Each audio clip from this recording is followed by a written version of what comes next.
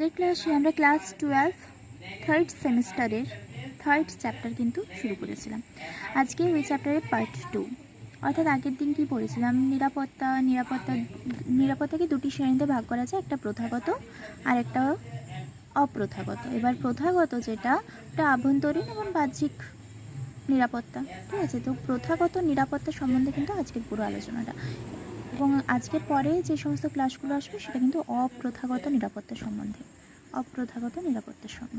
তো প্রথাগত নিরাপত্তা বলতে কী বোঝায়? প্রথাগত নিরাপত্তা একটি রাষ্ট্রের সামরিক, আঞ্চলিক অখণ্ডতা ও সার্বভৌমত্ব রক্ষার কৌশল বা ব্যবস্থাকে প্রথাগত নিরাপত্তা বলা হয়ে থাকে। এবার আঞ্চলিক অখণ্ডতা বলতে যেমন এটা একটা অঞ্চল, এই অঞ্চলকে বাইরে থেকে কোনো শক্তিশালী দেশ বা অন্য কোনো রাষ্ট্র আক্রমণ না করে যাতে উপনিবেশ স্থাপন না করতে পারে, ঠিক আছে, ওইটাই হচ্ছে আঞ্চলিক অখণ্ডতা। আর সার্বভৌমত্ব রক্ষা মিন্স কোনো দেশ অন্য কোনো দেশের দ্বারা নিয়ন্ত্রিত না হওয়া, এটাই সার্বভৌমত্ব রক্ষা। যেমন এক্সাম্পল হিসেবে বিদেশি আগ্রাসন, তারপর যুদ্ধ, সশস্ত্র সংঘাত। বিদেশি আগ্রাসন যেমন সাময়িক, বিদেশি আগ্রাসনের ক্ষেত্রে কিন্তু আমাদের সামরিক শক্তিকে কিন্তু বৃদ্ধি করতে হবে। বিদেশি আগ্রাসন, বিদেশ থেকে কোনো একটি, এটা ধরি আমাদের দেশ, এবার এই দেশকে বিদেশ থেকে যদি অন্য কেউ কোনো শক্তিশালী দেশ যদি আক্রমণ করে, আক্রমণ রোধের জন্য কি করতে হবে? আমাদের দেশে কিন্তু সামরিক শক্তি অর্থাৎ সৈন্যবাহিনীকে কিন্তু মজবুত করতে হবে, স্ট্রং করতে হবে। সশস্ত্র সংঘাতে দেশের আভ্যন্তরীণ সমস্যা সমাধানের কথা বলা হয়েছে। সশস্ত্র বলতে দেশের অভ্যন্তরে যেই সংঘাতগুলো হয়, অভ্যন্তরে বলতে হিন্দু মুসলিমের যে সংঘাতগুলো হয়ে থাকে, তো সেটা হচ্ছে সশস্ত্র সংঘাত। তো এটাকে নিয়ন্ত্রিত করার জন্য বা এটা যাতে না হয় আর কি, এটা যাতে না হয় সেজন্য সিআরপিএফ রয়েছে দেশের অভ্যন্তরে, তাই না? এবার প্রথাগত নিরাপত্তার যদি বৈশিষ্ট্য বলতে চাওয়া হয়, বৈশিষ্ট্যগুলো কি হবে? ফার্স্ট, রাষ্ট্রকেন্দ্রিক। প্রথাগত নিরাপত্তা কিন্তু একটা রাষ্ট্রকে কেন্দ্র করেই কিন্তু গড়ে উঠছে। এটা যাতে অপশন এমসিকিউ থাকবে, এই চারটার মধ্যে ধরো যে কোনো একটা দিয়ে দিল, এবার দেওয়ার পরে বাকি তিনটে অন্য দিয়ে দিল, তোমাকে সঠিক করতে হবে কোনটা, রাষ্ট্রকেন্দ্রিক। যদি এটা দেয় তাহলে বেশি কিন্তু এই রাষ্ট্রকেন্দ্রিক এটা দিয়ে থাকে। তো বৈশিষ্ট্য রাষ্ট্রকেন্দ্রিক, রাষ্ট্রকে সুরক্ষার জন্যই কিন্তু মেনলি গড়ে উঠেছে প্রথাগত নিরাপত্তা যেটা। নেক্সট, সাময়িক শক্তির ওপর নির্ভর করে এটা, কেননা রাষ্ট্রের যদি সাময়িক শক্তি অর্থাৎ সৈন্যবাহিনী যদি মজবুত না থাকে, তাহলে বিভিন্ন দেশ থেকে কিন্তু আমাদের রাষ্ট্রের উপর আক্রমণ করতে পারে। আমরা যদি হেরে যাই তাহলে আমাদের পুরো দেশটা, ভারতবর্ষটা ওই আক্রমণকারী দেশের অধীনে চলে যাবে। নেক্সট, আঞ্চলিক অখণ্ডতা রক্ষা, তারপর সার্বভৌমত্ব রক্ষা। এবার প্রথাগত নিরাপত্তা যেটা, এটাকে কিন্তু আবার দুটি ভাগে ভাগ করা যায়, একটা আভ্যন্তরীণ নিরাপত্তা এবং একটা বাহ্যিক নিরাপত্তা। আভ্যন্তরীণ নিরাপত্তা বলতে দেশের অভ্যন্তরে, আভ্যন্তরীণ বলতে কোনো একটা দেশ রয়েছে, দেশের এই অভ্যন্তরের মধ্যে যে নিরাপত্তা ব্যবস্থাটা, এটাকে আভ্যন্তরীণ নিরাপত্তা বলা হয়ে থাকে। আর বাহ্যিক নিরাপত্তা দেশের বাইরে, দেশের বাইরে বলতে দেশের বর্ডারে যে নিরাপত্তা আমরা, যেমন যদি ভারতবর্ষ হয় তাহলে ভারতবর্ষে পাকিস্তান রয়েছে সাইডে, তারপরে চায়না রয়েছে, ঠিক আছে। তো এই বাইরের দেশগুলো যাতে আক্রমণ না করতে পারে সেজন্য ভারতের সীমানায় তো খুব কঠোর পাহারা, ডিউটি একটা ব্যবস্থা করা হয়েছে, খুব কঠোরভাবে এখানে পাহারা দেওয়া হয় যাতে বাইরের কোনো দেশ আমাদের দেশকে আক্রমণ করতে না পারে। তো এটা হচ্ছে বাহ্যিক নিরাপত্তা, অর্থাৎ দেশকে বাহ্যিক আক্রমণের হাত থেকে রক্ষা করে, বাহ্যিক নিরাপত্তা। তার সংজ্ঞাটা দেখে নিই। আভ্যন্তরীণ নিরাপত্তা বলতে বোঝায় যে আভ্যন্তরীণ নিরাপত্তার মধ্যে আইন শৃঙ্খলা, স্থিতিশীলতা বজায় রাখার কৌশল ও ব্যবস্থাকে কিন্তু এটা মেনলি বোঝানো হয়। আর যদি এক কথায় বলতে চাই, আভ্যন্তরীণ নিরাপত্তা বলতে দেশের ভেতরকার নিরাপত্তাকে কিন্তু বোঝানো হয়। এক্সাম্পল হিসেবে সন্ত্রাসবাদ, তারপরে সাম্প্রদায়িক দাঙ্গা। সন্ত্রাসবাদ বলতে যেমন ভারতের ছত্তিশগড়, সেখানে প্রচুর পরিমাণে সন্ত্রাসবাদী কার্যকলাপ হয়ে থাকে, তো সেই জন্য কিন্তু ওখানে প্রচুর গাইড দেওয়া হয়। সেখানে যেমন বিএসএফ, তারপরে এসএসবি, আইটিডিপি, এই সমস্ত পুলিশ ফোর্স পাহারায় থাকে, ডিউটিতে থাকে। তাছাড়া সাম্প্রদায়িক দাঙ্গা হাঙ্গামা হতে পারে সম্প্রদায়ের মধ্যে, হিন্দু মুসলিম সাম্প্রদায়িক, যেমন বাংলাদেশে হলো না হিন্দু মুসলিমে, ওরকম। তারপরে রাজনৈতিক অস্থিরতা, সাইবার অপরাধ কিন্তু এখন প্রচুর পরিমাণে ছড়িয়ে পড়ছে। সাইবার অপরাধ এটার থেকে কিন্তু দূরে। আমরা মোবাইল ইউজ করি, বিভিন্ন ক্ষেত্রে মোবাইল ইউজ করি, কিন্তু দেখবে মোবাইলে অনেক সময় বিভিন্ন লিঙ্ক এসে থাকে। না জেনে বুঝে লিঙ্কে কিন্তু কেউ ক্লিক করতে যেও না, কেননা প্রচুর পরিমাণে সাইবার অপরাধ বলতে ওই ধরো তোমাকে কেউ কল করে বললো যে তুমি একটা লটারি জিতে গেছো, এই লিঙ্কটাতে ক্লিক করো, তাহলে তুমি একটা ওটিপি পাবে, ওটিপিটা পাঠালে বা লিঙ্কটাতে জাস্ট ক্লিক করো।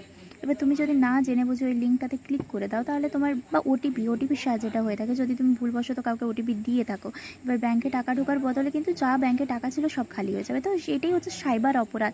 আবার বিভিন্ন রকমভাবে সাইবার অপরাধ হয়, যেমন কেউ ব্ল্যাকমেল করলো, ওইভাবে হয়ে থাকে। তাছাড়া বিদ্রোহ দমন করে আভ্যন্তরীণ নিরাপত্তা।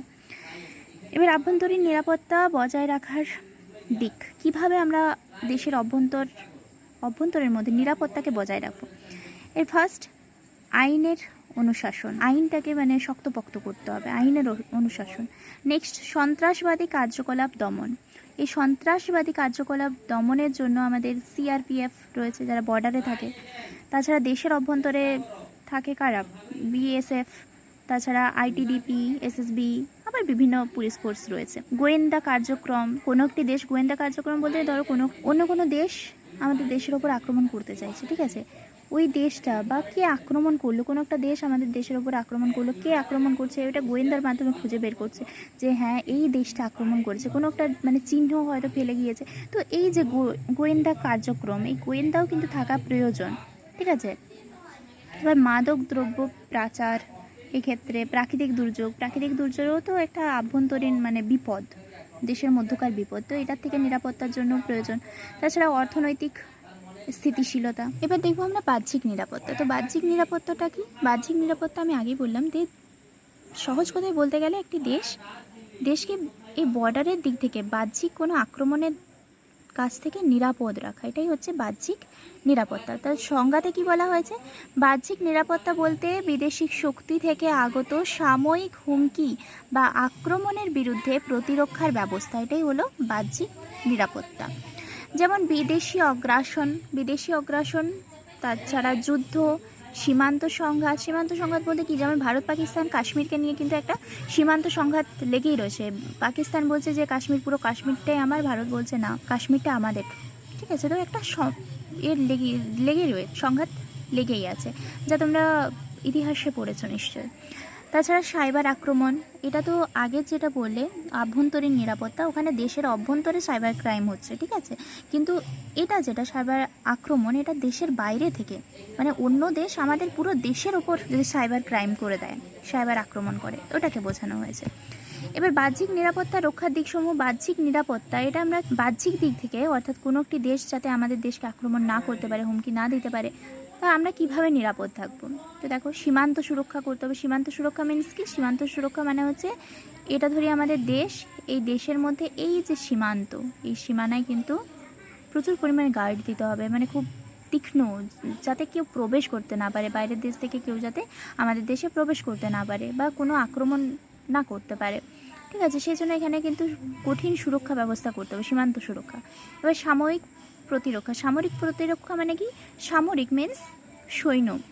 তাহলে আমাদের যারা আর্মি যারা রয়েছে, আর্মির পাওয়ার বৃদ্ধি করতে হবে। পাওয়ার ঠিক বললে ভুল হবে, কেননা সামরিক প্রতিরক্ষা মানে দেশের অভ্যন্তরে বা দেশের মানে কোনো একটা দেশে ধরো প্রচুর পরিমাণে সৈন্য রয়েছে, আর আমাদের দেশে সেই তুলনামূলকভাবে কম সৈন্য রয়েছে। তাহলে এটা ধরো কোনো একটা দেশ, ঠিক আছে, এটা আমাদের দেশ, তাহলে এই দেশের কাছে যদি প্রচুর সৈন্য থাকে, আমাদের দেশে যদি কম সৈন্য থাকে, তাহলে এরা তো সৈন্য দ্বারা আমাদের দেশ আক্রমণ করবে, আর আমরা যে কোনো টাইমে কিন্তু হেরে যাব, তখন এই দেশটা কিন্তু আমাদের দেশটাকে দখল করে নেবে। সেজন্য সামরিক প্রতিরক্ষাও কিন্তু প্রয়োজন, অর্থাৎ আমাদের দেশেও কিন্তু সৈন্য যথেষ্ট পরিমাণে রাখতে হবে, যাতে অন্য দেশের কাছে আমরা হেরে না যাই। তাছাড়া ক্ষমতার ভারসাম্য রাখতে হবে। এবার সামরিক জোটের গঠন করতে হবে, যেমন সামরিক জোটের গঠনের মধ্যে আগের প্রথম চ্যাপ্টারে তোমরা পড়েছো ন্যাটো, যেটা গঠিত হয়েছিল কত সালে? 1949 সালের 4 এপ্রিল। ন্যাটো কার উদ্যোগে গঠিত হয়েছিল? না, ইউএসএ, মার্কিন যুক্তরাষ্ট্রের উদ্যোগে। তো তো সেখানে যেমন ন্যাটো একটা জোট ছিল, শক্তিশালী জোট ছিল, তেমন সামরিক জোটও কিন্তু আমাদের দেশে গঠন করতে হবে।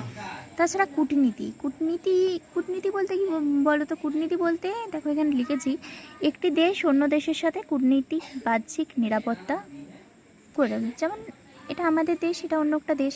তো আমাদের দেশে যারা কূটনীতিবিদ আছে তাদের চিন্তা ভাবনা কি, এই দেশে কি চলছে, এই দেশ কি আমাদের দেশের ওপর আক্রমণ করতে পারে কি করবে না, কি মনোভাব কি মনোভাব আছে এই দেশের, এই পুরো ব্যাপারটা কিন্তু আমাদের দেশের যারা কূটনীতিবিদ তারা কিন্তু আগের থেকে বলে দিচ্ছে সরকারকে যে এরা এরকম চিন্তাধারা, এইভাবে ওরা আক্রমণ করতে পারে বা আক্রমণের আভাস এরা পেয়েছে। ঠিক আছে, তো এটাই হচ্ছে কূটনীতি। কূটনীতির মাধ্যমে কিন্তু দেশকে সুরক্ষা করা যায়, যেহেতু এরা আমাদের দেশ যদি আগে থেকে জানতে পেরে যায় যে বাইরের এই দেশটি আমাদের দেশের ওপর আক্রমণ করবে, তাহলে সেরকম আমাদের দেশ সরকারকে মানে খবরটা দিবে। এবার দেওয়ার পরে আমাদের দেশও যথেষ্ট শক্তিশালী, মানে তেমন ব্যবস্থা নেবে যাতে বাইরের দেশ যদি যে কোনো মুহূর্তে আক্রমণ করে তবু আমাদের দেশ যাতে হেরে না যায় তার কাছে, তো আগে থেকে একটা ব্যবস্থা নিয়ে রাখবে। তো আজকে এই পর্যন্তই ছিল। ঠিক আছে, থ্যাংক ইউ।